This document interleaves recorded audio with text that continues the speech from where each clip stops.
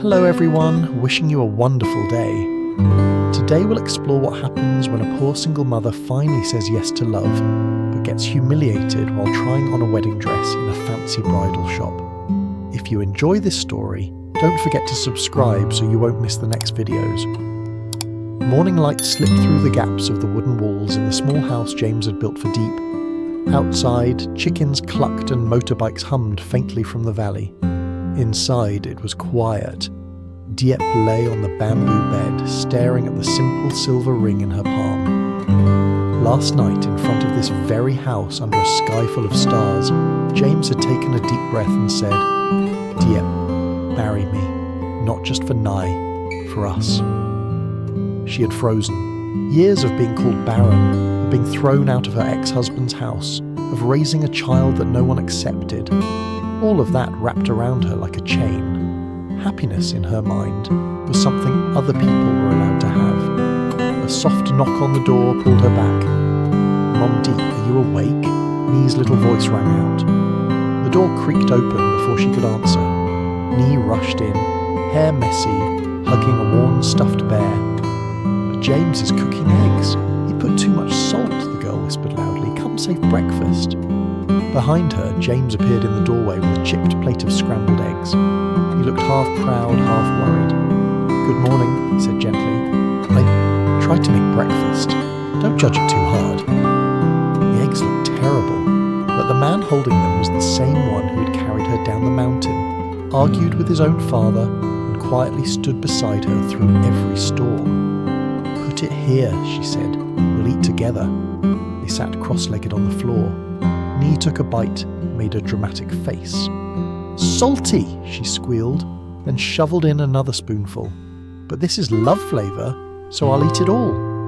James burst out laughing, embarrassed. Diep watched them, feeling something warm and unfamiliar spread in her chest. This didn't look like the perfect family she used to see in magazines, but it felt more real than anything she'd had before. After breakfast, James washed the dishes while Nee played outside. Diep stood in the doorway, watching his back through the kitchen window. His shirt was faded, his shoulders bent from carrying bags of fruit, but his movements were careful, almost gentle. "About last night," he said suddenly, not turning around. "You don't have to answer yet if you're not ready. I know you've been hurt. I just want you to know I meant every word. I'm not going anywhere." The ring felt heavy in her fist. "James," she called softly. He turned, wiping his wet hands on his shirt. She stepped closer to the window. The breeze carried in the smell of wet earth. "You know my past," she said. "You know I was married before. You know they threw me out because I couldn't give them a child. People still talk about me behind my back." "I know," he replied. "If one day your father never accepts me, if people say you're stupid for marrying a woman like me, will you regret it?" James set the dish down, walked to stand directly in front of her, only the low wooden frame between them. "If I regret anything," he said quietly, "it'll be all the days I didn't meet you sooner. I've seen you carry Nee on broken roads, face my father without fear, work until your hands bleed just to help DJ survive. You're not my burden, Diep. You're my reason." Her eyes burned. At that moment, Nee peeked around the corner.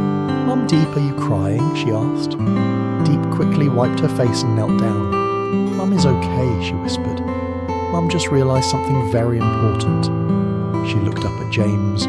The fear was still there, but hope finally felt stronger. "If you really accept both me and Nye," she said slowly, "then I'll try to be brave one more time." She opened her hand. The ring caught the light. "I agree," she said. "I'll marry you." For a second, James just stared. Then his whole face lit up. He pushed the door open and pulled both Diep and Nye into a tight embrace. Nye squealed between them. "So we're a real family now?" she asked. James laughed, his voice thick. "Yes," he said. "From today, officially." They stayed like that for a long moment, sunlight wrapping around them like a blessing. Later, when things calmed down, James spread a notebook and some crumpled papers on the low table. "DJ is finally breathing," he said. "We're not rich, but at least the wolves are not at the door anymore. I know we can't afford a huge wedding party yet, but there's one thing I want you to have." "What?" Diep asked. "A wedding dress that's truly yours," he answered. "Not one someone else chooses for you. Not something you're forced to wear to please another family. This time, it's just for you." Heat rushed to her cheeks. "A wedding dress? In town?" she repeated. James nodded. "On Sunday, we'll go down the mountain. I'll ask a friend to watch the DJ office. You, me, and Nai. We'll pick the most beautiful dress. Deal?" "I want to go," Nia shouted immediately. "I'll help choose. I'll see Mom Diep become a princess." Diep looked at the ring on her finger, the cheap metal shining brighter than any gold she'd ever seen. Somewhere inside, the young girl who once dreamt of weddings and white fabric stirred again. "Okay," she said softly. "Let's go see." Sunday arrived. The three of them rode the old motorbike down the winding road. The mountain wind stung their faces, but their laughter rose above the engine's tired sound. As they approached the town, the dirt road turned into smooth concrete, flanked by colourful signs and busy shops. James parked near a row of boutiques. One bridal shop stood out with large glass windows and mannequins in shimmering gowns. Golden letters arched above the door. "That one looks fancy," James joked. "My future wife deserves the best." They were still wearing simple clothes: faded jeans, a second-hand dress, a pair of sandals whose straps had been repaired more than once. As they stepped onto the spotless sidewalk, Diep felt a familiar tightness in her chest, the old feeling of not belonging. "Don't be scared," James whispered, giving her hand a squeeze. "We're customers like anyone else." The bell above the door chimed as they entered. Behind the counter, a middle-aged woman looked up. Her eyes swept over James's dusty jeans, Knee's faded dress, then paused on Diep's calloused hands and plain shirt. Her painted lips curled into a smile, but it didn't reach her eyes. "Can I help you?" she asked, voice polite but cool. Diep instinctively squeezed James's hand a little tighter, not knowing yet that this was only the beginning of a different kind of test. The owner's question hung in the air. Gowns glittered under the lights. Standing there in her faded clothes, Diep suddenly felt all the dust of the mountain still clinging to her. James answered first. "Yes," he said, smiling. "We're choosing a wedding dress for my fiancée." Knee clapped. "My mum is going to be a bride." The word made the owner glance again at their shoes, their clothes, the keys of an old motorbike. Her smile thinned. "Our dresses aren't cheap," she said. "Maybe you'd like to start with the more affordable rack at the back." She nodded toward a corner where old designs hung close together. James, still excited, didn't hear the insult. "Look, Diep," he whispered. "So many choices. Which one do you like?" "I don't know," Diep said. In her first wedding, no one had asked her that question. Now being allowed to choose suddenly felt heavy. The owner's eyes swept over her. "Do you know your size?" she asked. Diep shook her head. A small sigh. "Of course. Then please just check the dresses in the back, they're easier." By easier, she clearly meant cheaper. James's smile faded. "Actually," he said, pointing to a simple gown on a front mannequin, "could my fiancée try that one?"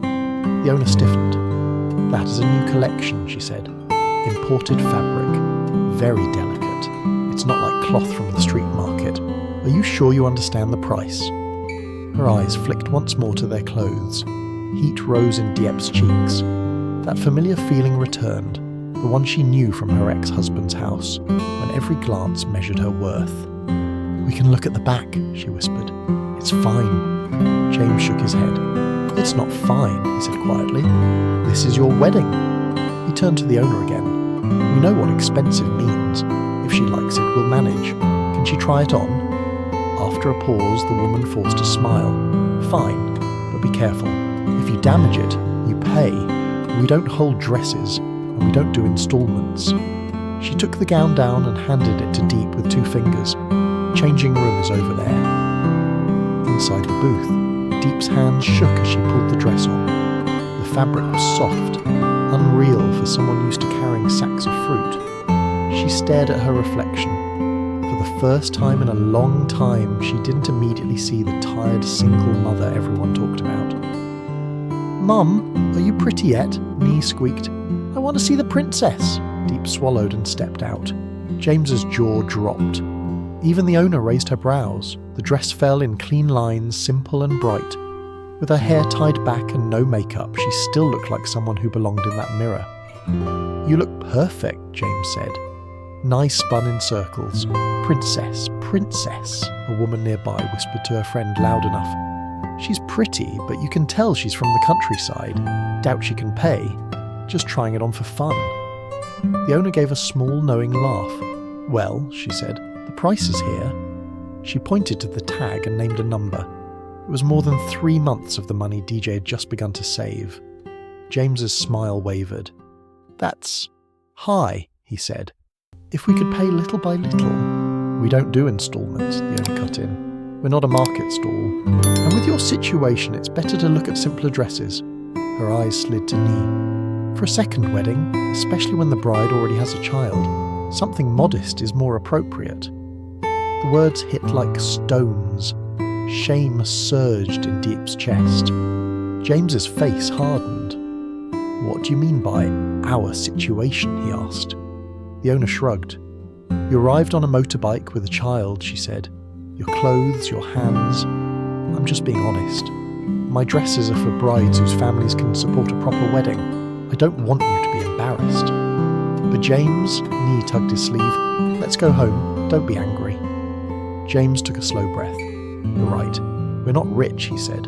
"We come from the mountain and we work with our hands. But don't talk to my fiancée like she's asking for charity. She's paid for her life already." "If you feel offended, you can leave," the owner replied coldly. "We will," James said. He turned to Diep, voice softer. "Take it off," he said. "We'll find another way." Back in the booth, Diep looked into the mirror again. Without the dress, she went back to being the woman in a simple shirt. Yet something was different. Her shoulders were straighter. The dress was borrowed. The way James had spoken for her. That belonged to her new life. She stepped out, carrying the gown. "Thank you for letting me try it," she said. The owner only gave a thin smile. Outside, the air felt hotter. They walked in silence. "I'm sorry," James muttered. "I wanted today to be special. Not like that." "Today is still special," Diep said quietly. "Not because of the dress. Because I know I'm not alone anymore." He looked at her.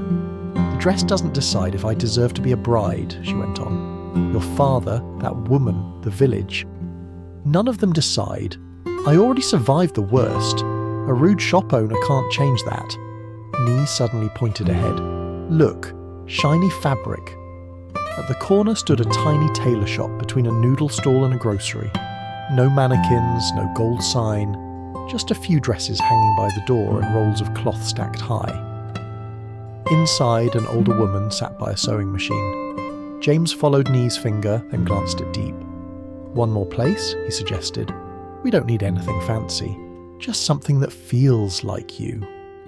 Diep looked back at the big bridal shop they had left, then at the narrow doorway of the tailor's shop.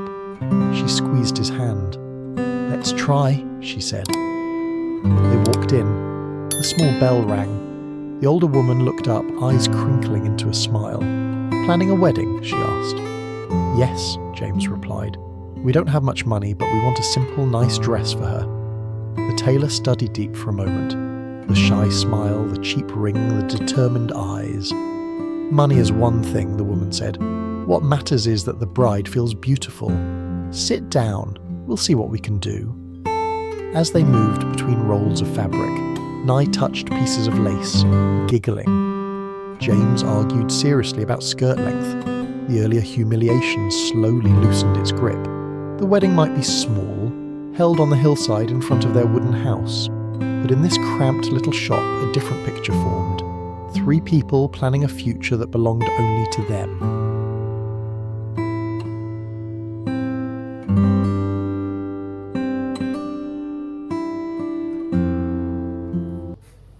James và Từ Diệp.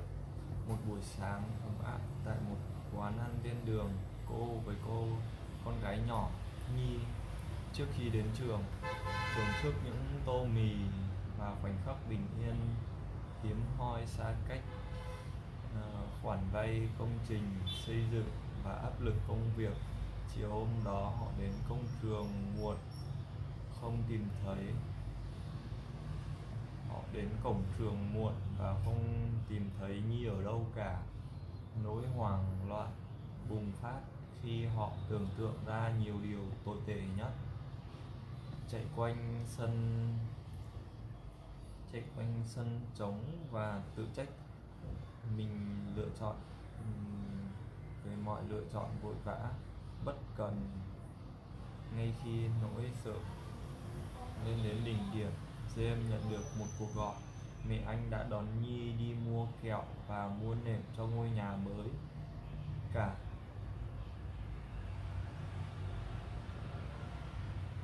gia đình vội vã đến cửa hàng nơi sự nhẹ nhõm biến thành nước mắt và những cái ôm và tiếng cười.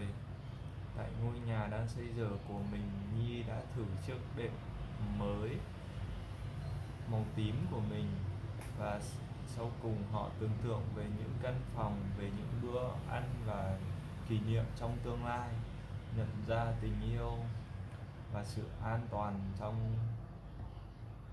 toàn quan trọng hơn nhiều so với những bức tường lát gạch nền và thời hạn. 2, 3, 4